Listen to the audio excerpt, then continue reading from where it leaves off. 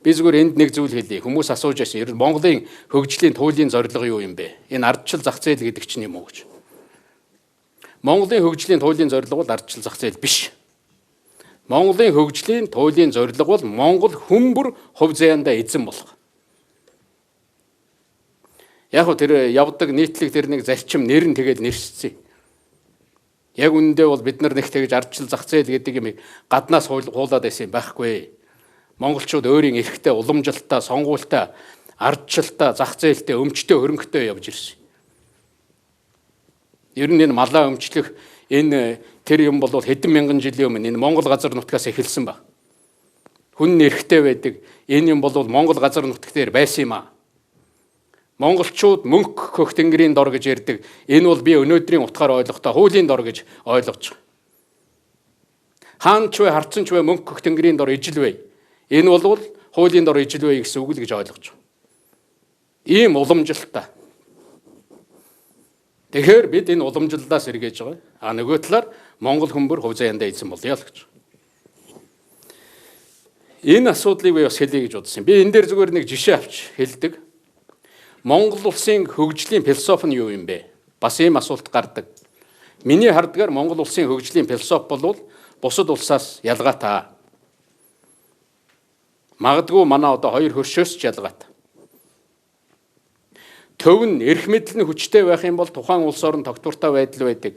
Төв нь эрх мэдэл нь хүчтэй байх юм бол тухайн улс оронд эв зохицолтой тэр одоо нийгэм хөгжих энэ боломж бүрддэг. Энэ бол том улсуудад байдаг ийм хөгжлийн философи байх. Би энэтэй санаа нэг байна. Бид бусад улс оронд ямар замаар хөгжихийг заах шаардлага байхгүй. Бидэнд тийм эрхч байхгүй.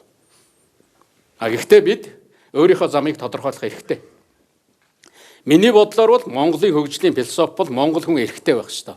Монгол хүн мэдлэлтэй байх ёстой. Монгол хүн бололцоотой байх ёстой. Төрн эрх мэдэлтэй тэнд байгаа ерөнхийлөгч нь, тэнд байгаа эрх авсан хэдэн хүн, тэрнийг тойрсон гэр бүл одоо тийм эрх мэдэлтэй боломжтой байдаг биш. Нийт ард иргэдэд хүн бүрт энэ боломж нь нээлттэй л байх ёстой. Бид нар 3 саяулаа.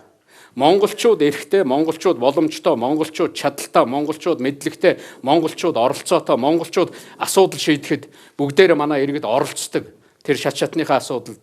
Тийм л байх юм бол энэ бол Монголын хөгжлийн философи гэж би харж байгаа. Үүгээрээ бид нар ялгаатай.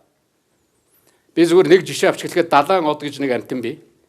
Нэг одоо хэсгийн нэг уруу гэж ярьдаг. Тэр одоо нэг хэсгийн таслаад хаяхад эргээд ургадаг гэж. Тэгээд амьдраад яваад өгдөг. Аалзыг авчираа толгойг нь цавчих юм бол үхдэг. Ягаад гэвэл аалз гэдэг бол төвлөсөн нервны системтэй. Нэг тархитай, нэг удирдлагатай. Далайн од бол тийм төвлөсөн нервны систем байхгүй.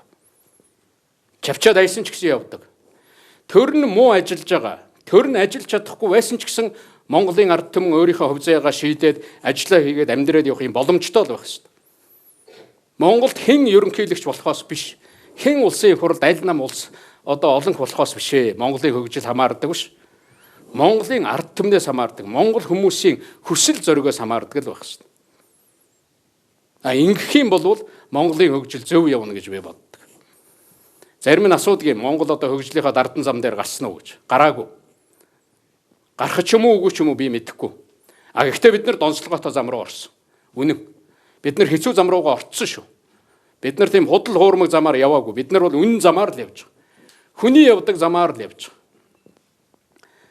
Энэ таны хүсчээсэн ардчил мөн үү гэж ам асуудаг. Мөн гэж би хэлнэ.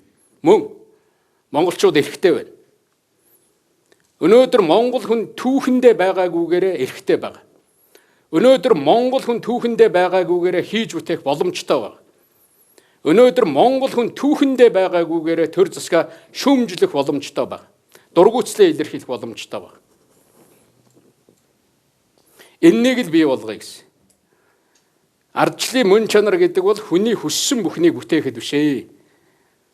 Хүний дур хүслийг, хүн бүрийн дур хүслийг хангахад биш.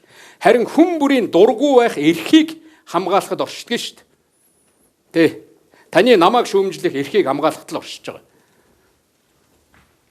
Та хувь заяагаа шийдээд явах шүү дээ. Ингэж энэ ардчлалын утга учирыг бид нар ойлгох ёстой.